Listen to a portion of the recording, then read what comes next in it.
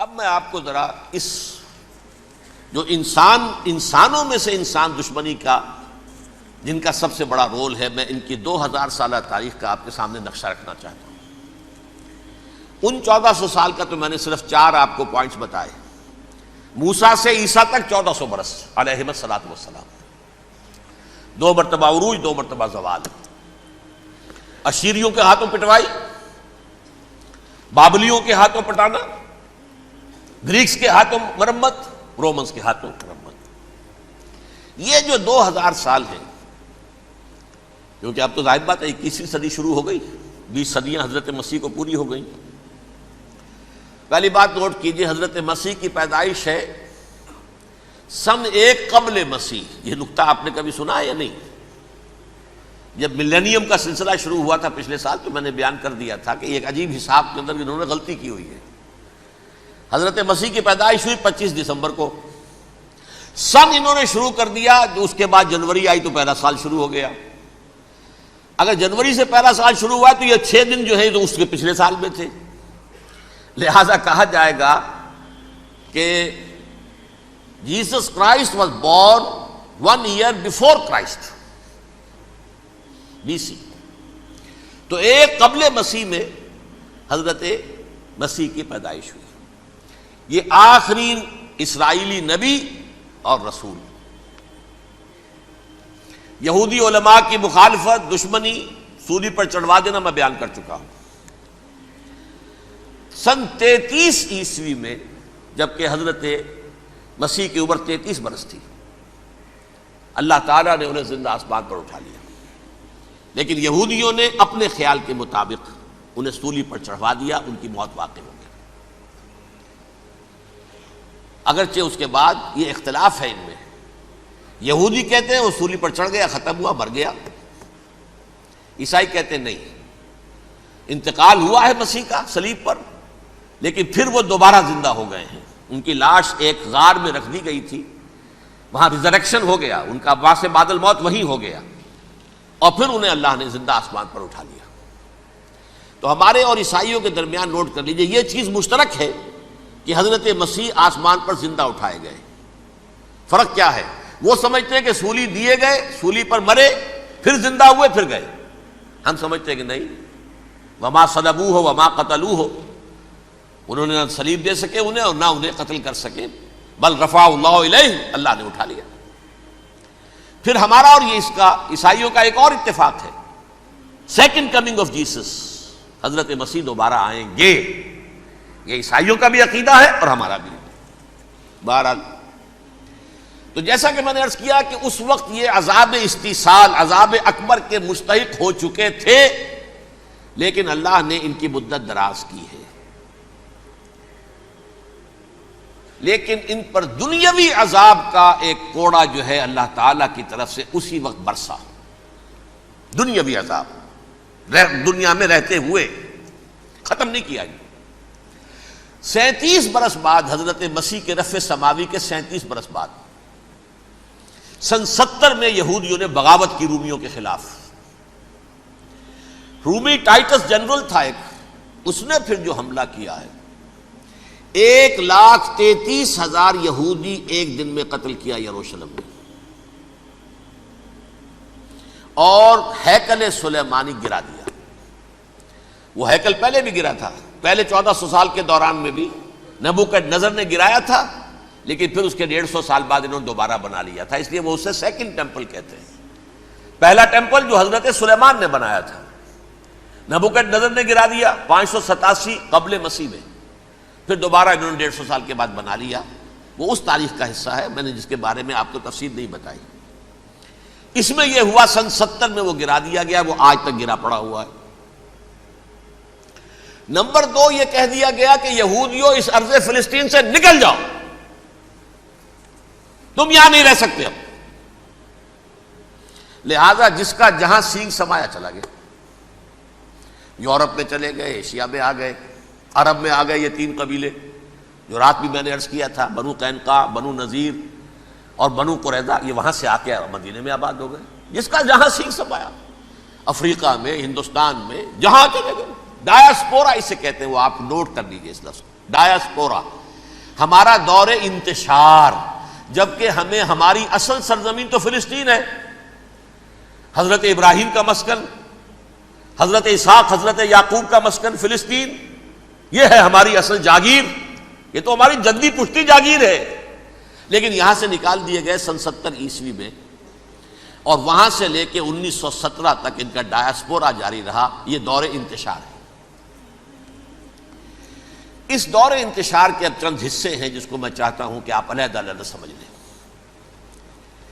دور انتشار کا جو پہلا جو ہے تقریباً 300 برس، رومی حکمران تھے، وہ یہودیوں کے بھی دشمن تھے اور عیسائیوں کے بھی دشمن تھے، عیسائی اور یہودی ایک دوسرے کے بھی دشمن تھے، لیکن رومی سمجھتے تھے کہ یہ ایک ہی تھیلی کے چٹے بٹے ہیں۔ رومیوں کے نزدیک عیسائی بھی یہودیوں ہی کا ایک فرقہ تھے، کوئی علیحدہ مذہب تو تھا ہی نہیں، لہذا رومی جو ہیں رومنز وہ ان دونوں کو ستاتے تھے، مارتے تھے، اور یہ آپس میں لڑتے تھے، یہودی عیسائیوں کو مارتے تھے، عیسائی یہودیوں کو مارتے تھے۔ یہ ہے 300 برس تک کی تاریخ۔ سن 300 عیسوی میں کیا ہوا؟ ایک معجزہ ہو گیا۔ بہت عظیم ایمپرر کانسٹینٹائن، قسطنطین اعظم، رومن ایمپررز میں سے بہت بڑا ایمپرر، وہ عیسائی ہو گئے۔ اب تو معاملہ بالکل تلپٹ ہو گیا، پوری سلطنت عیسائی ہو گئی۔ اب عیسائیوں کے عیش ہو گئے اور یہودیوں پہ مار پڑنی شروع ہوئی۔ اب عیسائیوں کا آپ خود سوچئے کہ جنہیں وہ خدا بنا بیٹھے ہیں، خدا کا بیٹا قرار دے رہے ہیں، ان کے قاتل کون؟ یہودی بدماش۔ لہذا ان کی وہ پٹائی شروع ہوئی ہے یورپ میں، پوری رومن امپائر میں، انہیں ذلیل کیا گیا، شہروں میں آمد بند، علیحدہ رہو، گھیٹوز کے اندر رہو۔ یہودی کا نام جو ہے وہ گالی بن گیا، جیسے آج بھی یہودی گالی کہتے ہیں، جیسے خنزیر کا لفظ، آخر وہ بھی اللہ کی مخلوق ہے، لیکن آپ کو معلوم ہے کوئی شخص زبان پر نام نہیں لانا چاہتا خنزیر کا، سور کا، ہے تو مخلوق، وہ بھی ایک حیوان ہے۔ ایسے ہی یہ ہے یہودی گالی، جیوٹ گالی۔ لہذا ایک طرف تو ان دونوں کے درمیان دشمنی، جس کو قرآن کہتا ہے وَأَغْرَيْنَا بَيْنَهُمُ الْعَدَاوَةَ وَالْبَغْضَاءَ، ہم نے ان کے مابین دشمنی جو ہے پیدا کر دی۔ اور جب یہ پوری سلطنت عیسائی ہو گئی تو قافیہ تنگ ہو گیا یہودیوں کا۔ اب آئیے 571 عیسوی، یعنی جب کہ ڈایاسپورا کو کتنا عرصہ ہو چکا تھا؟ 500 برس۔ سن 70 سے شروع ہوا ڈایاسپورا، جب ٹائٹس نے گرایا ہے ہیکل کو اور نکال باہر کیا انہیں فلسطین سے، بھاگ جاؤ، یہاں ایک یہودی بھی نہیں رہے گا، فلسطین سے نکال دیے گئے۔ اس کے پورے 500 برس بعد سن 571 عیسوی میں حضور کی پیدائش ہوئی، ولادت باسعادت محمد الرسول اللہ صلی اللہ علیہ وسلم۔ 610 میں آپ پر وحی کا آغاز ہوا، لیکن حضور کے ساتھ ان کا معاملہ کیا رہا؟ اول تو جب کہ حضور ابھی مکے ہی میں تھے، یہودیوں نے ریشہ دوانیاں شروع کر دی حضور کے خلاف۔ قریش مکہ کو سکھاتے تھے، پڑھاتے تھے، ان سے یہ پوچھو، ان سے یہ پوچھو، انہیں اس طرح تنگ کرو، ان سے یہ امتحان لو، یہ آپ کے علم میں ہے۔ سورہ بنی اسرائیل میں، سورہ کہف میں وہ سوالات جو امتحانی سوالات آئے تھے، ذوالقرنین کون تھا، اصحاب کہف کون تھے، تم رسول بنے پھرتے ہو تو بتاؤ، اور یہ روح کی حقیقت کیا بتاؤ، یہ ساری ریشہ دوانیاں کر رہے تھے بیٹھے ہوئے، ابھی وہیں پر حضور ابھی پہنچے بھی نہیں۔ ہجرت فرما کر حضور تشریف لے آئے تو حضور نے، جسے ماسٹر سٹروک کہا جائے گا، یعنی اسٹیٹس مین شپ کا ماسٹر سٹروک، آپ نے مدینے میں آتے یہودیوں کے ساتھ پیکٹ کر دیا، جوائنٹ ڈیفنس پیکٹ آف مدینہ، کہ اگر مکے والے ہم پر حملہ کریں گے تو ہم مل جل کر ایک قوم کی حیثیت سے مقابلہ کریں گے۔ یہ میثاق مدینہ کہلاتا ہے، جس کے بہت غلط معنی پہنائے جا رہے ہیں آج کل۔ بہرحال میں موضوع میرا چونکہ یہ نہیں، میں ادھر نہیں جاؤں گا، لیکن ہوا کیا؟ ہر مرتبہ یہ خیانت کے مرتکب ہوئے، ان نے جو عہد کیے تھے ان سے پھرے، اندر ہی اندر سازش، ریشہ دوانی، حضور کی بدترین دشمنی۔ سورہ نساء کی آیت نمبر 12 میں 14 میں 13 میں فرمایا ہے لا تزال تطلع علی خائنۃ منہم، اے نبی ہمیشہ آپ کے علم میں ان کی طرف سے خیانتیں، بددیانتیاں آتی رہیں گی. اور بار بار وہ مسلسل جنگ کی آگ بھڑکاتے تھے. قریش کو دعوت دیتے، آؤ آؤ آؤ، ہم اندر سے بغاوت کر دیں گے، تم آؤ تو صحیح، ختم کریں محمد کو اور اہل ایمان کو صلی اللہ علیہ وسلم ورضی اللہ تعالی عنہم اجمعین. لیکن پھر جب وہ آتے تھے تو یہ دبک جاتے تھے، ان میں ہمت نہیں تھی، میدان کے مرد نہیں رہے تھے. یہ سورہ حشر میں ان کا نقشہ کھینچا گیا ہے. کھلے میدان میں مقابلے کی اس کے اندر صلاحیت ہی نہیں ہے. یہ تو فصیلوں کے پیچھے سے، جیسے عورتیں کہیں دیہات میں لڑائی ہوتی ہے تو مرد جو ہے گلیوں میں لڑتے ہیں، عورتیں اوپر سے پتھر پھینکتی ہیں، بس وہ کام یہ کر سکتے تھے. من ورائے جدر، فصیلوں کے پیچھے سے، جنگ میں میدان میں نہیں آ سکتے. بہرحال قرآن مجید میں ہے یہ سورہ مائدہ کی آیت نمبر 64، کلما اوقدوا نارا للحرب اطفاها اللہ. اکثر و بیشتر مواقع پر تو یہ جب آگ بھڑکاتے تھے جنگ کی، اللہ اسے بجھا دیتا تھا. لیکن بہرحال اس کے باوجود جنگیں ہوئی، غزوہ بدر، غزوہ احد ہوئی کہ نہیں؟ یہ ساری اصل شرارت ہوئی. اور اس کے نتیجے میں حضور نے پھر ایک ایک کر کے 3 قبیلوں کو سزا دی. غزوہ بدر کے فوراً بعد بنو قینقاع نکالے گئے مدینے سے، غزوہ احد کے فوراً بعد بنو نذیر نکالے گئے، اور غزوہ احزاب کے بعد بنو قریظہ نکال دیے گئے. یہ تو میں نے آپ کے سامنے رکھ دیا صرف حضور کے زمانے میں ان کا کیا رویہ رہا. دشمن، رات بھی ہم نے وہ آیت پڑھی تھی، لَتَجِدَنَّ أَشَدَّ النَّاسِ عَدَاوَةً لِلَّذِينَ آمَنُوا الْيَهُودُ وَالَّذِينَ أَشْرَكُوا. اہل ایمان کی دشمنی میں شدید ترین تم پاؤ گے یہودیوں کو اور مشرکین. مشرکین بھی بعد میں ہے، پہلے یہودی. حضور کے بعد کیا ہوا اب یہ نوٹ کیجئے، یہ ان کی تاریخ کا دوسرا دور. حضرت عمر رضی اللہ تعالیٰ عنہ کا عہد خلافت ہے. بیت المقدس کا محاصرہ کیا گیا، فصیل بڑی اونچی، شہر اندر سے سیلف سفیشینٹ، حملے کا راستہ کوئی نہیں. محاصرہ طول کھینچ رہا ہے لیکن ان کے پاس رسد بھی موجود ہے، پانی بھی موجود ہے، وہ دروازے بند کر کے بیٹھے ہوئے ہیں. بالآخر اللہ تعالیٰ کی مشیت کا ظہور کیسے ہوا؟ ان کے کچھ علماء آئے فصیل پر، کہا دیکھو مسلمانوں، تم قیامت تک بھی یہاں پڑے رہو گے محاصرہ کر کے، ہمارا یہ شہر فتح نہیں ہوگا. ہاں ایک درویش بادشاہ کے ہاتھوں یہ شہر فتح ہونا ہے، لیکن تمہارے اندر ہمیں وہ نظر نہیں آ رہا. ابو عبیدہ بن الجراح رضی اللہ تعالی عنہ، امین هذه الامہ، ان کا فوراً ذہن گیا وہ درویش بادشاہ مدینے میں بیٹھا ہوا ہے عمر رضی اللہ تعالی.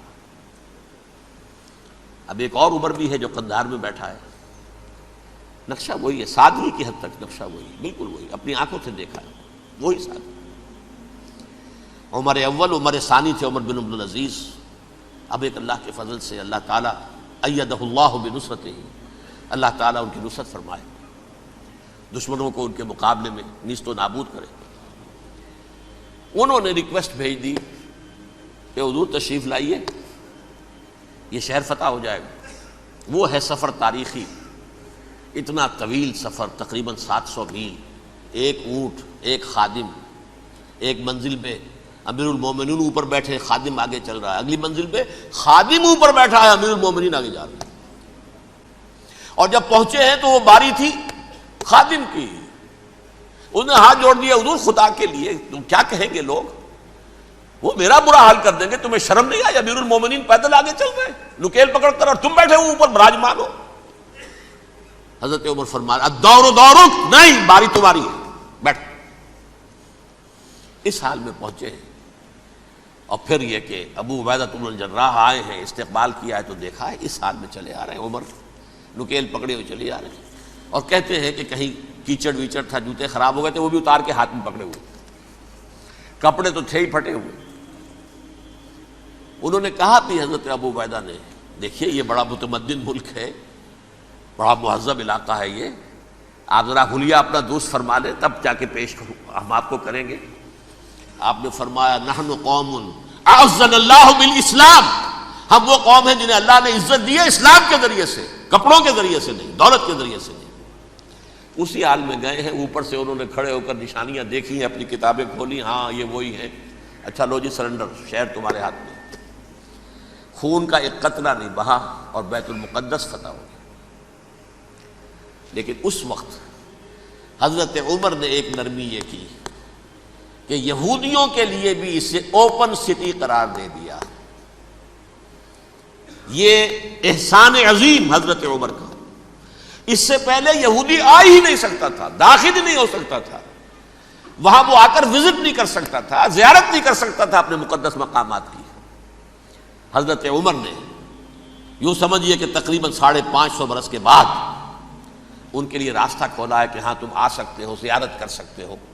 لیکن یہ عیسائیوں نے لکھوایا معاہدے کے اندر، انہیں یہاں آپ آباد ہونے کی اجازت نہیں دیں گے، لیکن کم وزٹ دی پلیسز، دیکھیں، زیارتیں کریں اور جائیں۔ یہ معاہدہ حضرت عمر کا ہے رضی اللہ تعالیٰ، جو پھر خلافت راشدہ کے بعد بنو امیہ نے بھی اس کو آرڈر کیا، بنو عباس نے کیا، پھر جو ہمارے یہ ترکوں میں اندر خلافت آئی تو ترک خلفاء نے بھی اس معاہدے کی پوری پابندی کی۔ فلسطین میں آ سکتے ہیں یہودی، صرف زائرین کی حیثیت سے، وہاں آباد نہیں ہو سکتے۔ اب آئیے اگلا دور آیا حضرت عثمان کا دور خلافت۔ یہ ہے وہ وقت کہ اب یہود نے امت مسلمہ کی پیٹھ میں چھرا گھونپا۔ وہ کیسے؟ ایک یہودی عبداللہ ابن سبا اسلام کا لبادہ اوڑھ کر آ گیا، معاشرے کا جائزہ لے لیا، ان میں بنو ہاشم اور بنو امیہ میں جو پرانی کشاکش تھی اس کے کچھ نہ کچھ جراثیم باقی ہیں، اگر ان کو ذرا بھڑکا دے تو مسلمانوں میں انتشار پیدا ہو جائے۔ کہا یہ عثمان کون ہے؟ یہ تو بنو امیہ میں سے ہے، یہ حق تو بنو ہاشم کا ہے، خلافت ان کے پاس ہونی چاہیے، محمد کے تو رشتہ دار وہ ہے صلی اللہ علیہ وسلم۔ عوام الناس کے اندر بات پھیلنی شروع ہوئی، پھر ایک بڑی سازش کے انداز میں حضرت عثمان کے خلاف پروپیگنڈا، حضرت عثمان کے جو عاملین تھے، گورنر تھے، ان کے خلاف پروپیگنڈا، اور ایسی ہوشیاری کرتے تھے کہ کوفے میں کوفے کے حاکم کے خلاف کچھ نہیں کہنا، اجی مصر میں یہ ہو رہا ہے، اجی شام میں یہ ہو رہا ہے، اجی یہ جو عثمان ہے وہ یہ کر رہا ہے، یہ ظلم ہو رہا ہے، یہ لوٹ مار ہو رہی ہے، یہ خیانتیں ہو رہی ہیں۔ اب نہ تو اس زمانے میں مینز آف کمیونیکیشن، کیسے تصدیق کریں؟ افواہیں تو آپ آج کراچی کے اندر شروع ہو جائے تو پتہ نہیں چل سکتا کسی کو کہ کیا اس میں صداقت ہے کیا جھوٹ ہے، اور بری بات جو ہے فطرت انسانی کی کمزوری ہے وہ فوراً قبول کرتا ہے، کسی کے بارے میں اچھی بات ماننے کو تیار نہیں ہوتا لیکن بری بات تو فوراً تیار۔ بہرحال یہ فتنہ انہوں نے اٹھایا، حضرت علی کی الوہیت کا فتنہ اٹھایا، حضرت عثمان کے خلاف الفتنۃ الکبریٰ برپا کیا، حضرت عثمان شہید ہوئے۔ اس کے بعد 5 برس تک مسلمان ایک دوسرے کی گردنیں کاٹتے رہے، باہمی خانہ جنگی ہوئی، امت کو وہ زخم لگایا ہے جو آج تک جس سے خون رس رہا ہے۔ یہ شیعان عثمان اور شیعان علی تھے جو بعد میں پھر سنی اور شیعہ ہو اور آج تک ہے۔ فتنہ کس نے جگایا؟ ایک عبداللہ ابن سبا یہودی اور اس کے کارندے، شیطان کا ایجنٹ، اور انسانوں میں سے بھی اس کے جو بھی حواریین تھے اور شیطانوں کے اندر سے بھی تھے، انہوں نے بھی اس آگ کو بھڑکایا۔ یہ آپ سوچ لیجئے کہ یہ کس نے وہ زخم لگایا؟ یہودی۔ اگلا دور آیا، خلافت راشدہ ختم ہوئی، بنو امیہ کا بھی دور کافی گزر گیا۔ طارق ابن زیاد 712 عیسوی میں حملہ کرتے ہیں اسپین پر۔ اسپین اس وقت عیسائیت کا بہت بڑا گڑھ، بڑے کٹر ترین عیسائی جو ہے وہ اسپین میں تھے، لہذا یہودیوں کی وہاں بہت پٹائی ہوتی تھی، بہت پٹائی ہوتی، یہ میں بتا چکا ہوں، دشمنی تھی ان کی تو چلی آ رہی تھی عیسائیوں کے ہاتھوں یہودیوں کی۔ وہ تو سن 300 عیسوی سے ایمپرر کانسٹنٹائن کے بعد سے شروع ہو گئی تھی۔ اس حوالے سے یہودیوں نے اس وقت چالاکی یہ برتی، کچھ راستے واسطے بتائے، کچھ مدد کی طارق ابن زیاد کی۔ طارق ابن زیاد نے انہیں اپنا محسن سمجھا، ہسپانیہ فتح ہو گیا تو یہودی چونکہ محسنین کی فہرست میں آ چکے تھے، انہیں بہت اقتدار نصیب ہوا، بڑی سپورٹ مسلمانوں نے دی۔ ان کے بڑے بڑے علماء جو ہیں اسی دور کے اندر پیدا ہوئے، بڑے بڑے تھنکرز ان کے اسی دور میں پیدا ہوئے۔ بن گوریون جو کہ ایک وزیر اعظم تھا اسرائیل کا، اس نے یہ لکھا ہے اپنی کتاب میں، Muslim Spain was the golden era of our diaspora. وہ ڈائسپورا جو 70 عیسوی سے شروع ہوا تھا اور 1917 عیسوی تک جاری رہا ہے، اس میں سے گولڈن ایرا ہمارا جو تھا وہ مسلم اسپین تھا. ہسپانیہ میں بیٹھ کر ہم نے عیش کیے. لیکن وہاں سے انہوں نے اور جو کچھ کیا، یہ تو داستان کے بہت سے گوشے ہیں، لیکن میں جس اسٹریٹ لائن میں چل رہا ہوں اس کے اعتبار سے ایک بات سمجھ لیجیے. وہاں بیٹھ کر انہوں نے اب عیسائیت کی پیٹھ میں چھرا گھونپا، پروٹیسٹنٹ مذہب پیدا کیا، تقسیم کر دیا.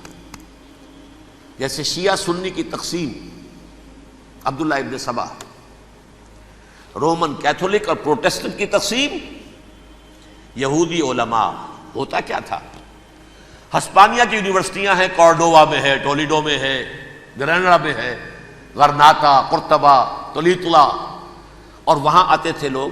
فرانس سے چلے آ رہے ہیں نوجوان پڑھنے کے لیے، جرمنی سے چلے آ رہے ہیں، اٹلی سے چلے آ رہے ہیں. 3 ہی ملک قریب ترین پڑھتے ہیں سینٹرل جو یورپ کے ہیں. یہاں پر جو ہے وہ اسلام جو نور پھیلا رہا تھا اس سے بھی مستفیض ہوئے. جہالت کے جو ہے پردے ان کے وہ چھٹے. اس کے ساتھ ہی وہ یہودی وہاں ان کے اندر جو جراثیم داخل کر رہے تھے، وہ اس عیسائیت کے خلاف بغاوت جو اس وقت دنیا میں عیسائیت اس وقت تھی.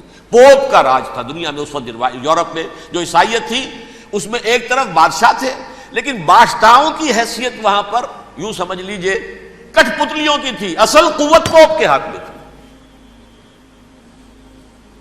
اور پوپ کو انہوں نے جیسے قرآن نے کہا اتخذوا احبارهم ورهبانهم اربابا من دون اللہ، چونکہ سینٹ پال نے شریعت موسوی ساقط کر دی تھی تو اب شریعت تھی ہی نہیں. پوپ کو اختیار تھا جس چیز کو چاہے حلال قرار دے دے، جس چیز کو چاہے حرام قرار دے دے.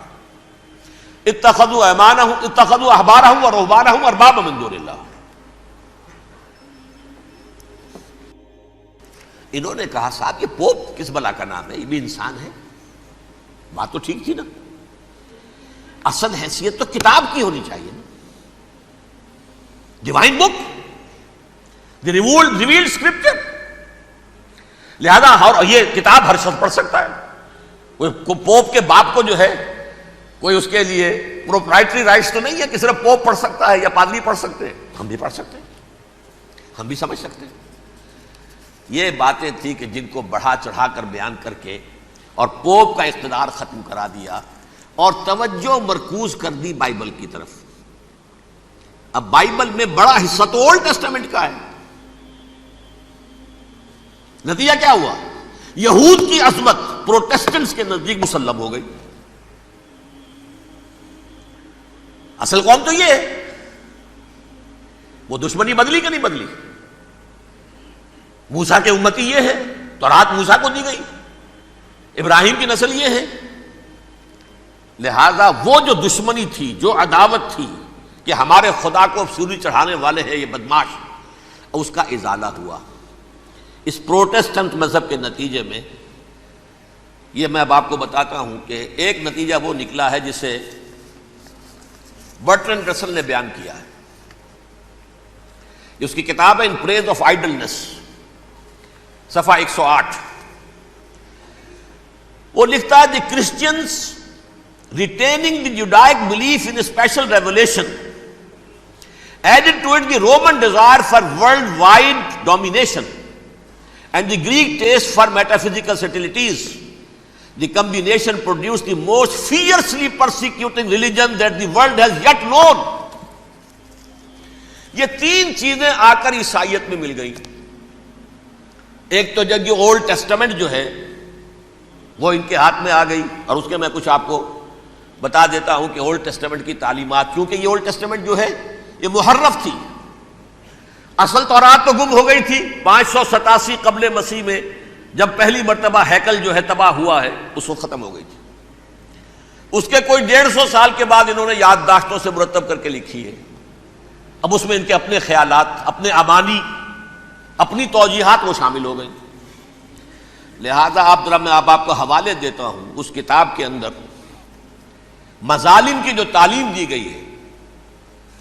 اہل کتاب نے اپنے مظالم قتل عام کے جواز کے لیے تورات میں تبدیلیاں کی اور پیغمبروں پر دہشت ناکی اور بدترین حرام کاری کے الزامات لگائے. سنیے، پہلا حوالہ ہے یہ گنتی باب 31 آیات 17-18. اس لیے ان بچوں میں جتنے لڑکے ہیں سب کو مار ڈالو، اور جتنی عورتیں مرد کا منہ دیکھ چکی ہیں ان کو بھی قتل کر ڈالو، لیکن ان لڑکیوں کو جو مرد سے واقف نہیں اور اچھوتی ہیں اپنے لیے زندہ رکھو. یہ کسی اللہ کی کتاب کا یہ جملہ ہو سکتا ہے؟ کسی ریویل بک کا؟ اور سنیے، یہ ہے استثناء ڈیٹرانومی باب 20 آیت 16-18. پر ان قوموں کے شہروں میں جن کو خداوند تیرا خدا میراث کے طور پر تجھ کو دیتا ہے، کسی ذی نفس کو جیتا نہ بچا رکھنا، جیسا خداوند تیرے خدا نے تجھ کو حکم دیا بالکل نیست کر دینا. مرد، عورتیں، بچے، بوڑھے سب ختم. یہ کتاب مقدس ہے. اور سنیے، سیموئیل باب 27 آیت نمبر 9. اور داؤد نے اس سرزمین کو تباہ کر ڈالا اور عورت مرد کسی کو جیتا نہ چھوڑا. نمبر 4، ان سب آباد شہروں کو ماں، عورتوں اور بچوں کے بالکل نابود کر ڈالا. کتاب استثناء باب 3 آیت 6. یہ ہے جو کہہ رہا ہے برٹرنڈ رسل، کرسچینٹی میں آ کر اب یہ تین چیزیں شامل ہو گئی. ایک تو یہ باربیرین یہ تعلیم جو ہے، اور یہ مذہب کے نام پہ تعلیم، یہ کتاب مقدس کی تعلیم. نمبر 2، رومنز کے اندر جو ایک تمنا تھی ورلڈ ڈومینیشن کی، وہ عیسائیت کے اندر آ گئی. اس لیے کہ پوری رومن امپائر جو ہے عیسائی ہو گئی، تو اسے وراثت کے اندر ورلڈ ڈومینیشن کی جو ایک تمنا تھی وہ مل گئی. اور پھر یہ کہ انہوں نے جو توہمات تھے یونانیوں کے، ان کو بھی اپنے ہاں مختلف شکلوں کے اندر جمع کر لیا. ان تین چیزوں کا the combination produced the most fiercely persecuting religion that the world has yet known. اس کے نتیجے میں دنیا میں تاریخ انسانیت کے اندر جو بدترین خونخوار ترین مذہب ہو سکتا ہے وہ شکل عیسائیت نے اختیار کی. اور اس کا مظہر عتم کیا تھا؟ نوٹ کیجئے، صلیبی جنگیں. ایک بات ٹائم ٹیبل کے اعتبار سے نوٹ کر لیجئے گا. فرسٹ ملینیم ختم ہوا، سیکنڈ شروع ہوا. ان کے 1000 سال ختم ہوئے تو 11ویں صدی میں سیکنڈ ملینیم شروع ہوا، تو پہلی صلیبی جنگیں ہوئی. لاکھوں مسلمان قتل کیے گئے. صرف یروشلم کے اندر اتنا خون بہایا ہے کہ خود ان کے ہسٹورینز لکھتے ہیں کہ جب ان صلیبیوں نے جب گھوڑوں کے ساتھ وہ چل رہے تھے گلیوں میں، تو ان کے گھوڑوں کے گھٹنوں تک خون کی ندی بہ رہی تھی. جہاں سے گزرے ختم کرتے چلے گئے، آبادیاں کی آبادیاں ختم کر دی. اگرچہ اس کروسیڈ میں گیہوں کے ساتھ گھن بھی پسا، یہودی بھی بہت مارے گئے. یہ فرانس سے، جرمنی سے جب یہ کروسیڈرز آ رہے تھے، 3000 میل کا سفر طے کر کے آئے تھے. سوچئے تو صحیح.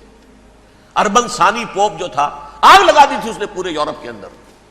شرم سے ڈوب مرو، تمہارے مقدس علاقے مسلمانوں کے ہاتھ میں. انفیڈلز، یہ کافر، یہ مرتد، یہ ملحد. مسیح جہاں پیدا ہوا، مسیح کو جہاں سولی دی گئی، وہ کہاں ہے؟ ان کے ہاتھ میں. وہ آگ لگائی ہے، 3000 میل کا فاصلہ طے کر کے یہ قومیں آئی ہیں وہاں، اور جو تباہی مچائی ہے انہوں نے. تاریخ انسانی میں ایسی بربریت کی کوئی مثال. اور یہ ان کے اپنے ہسٹورینز لکھتے ہیں. شرم کے مارے ایسے محسوس ہوتا ہے جیسے ان کی گردنیں جھکی جا رہی ہیں.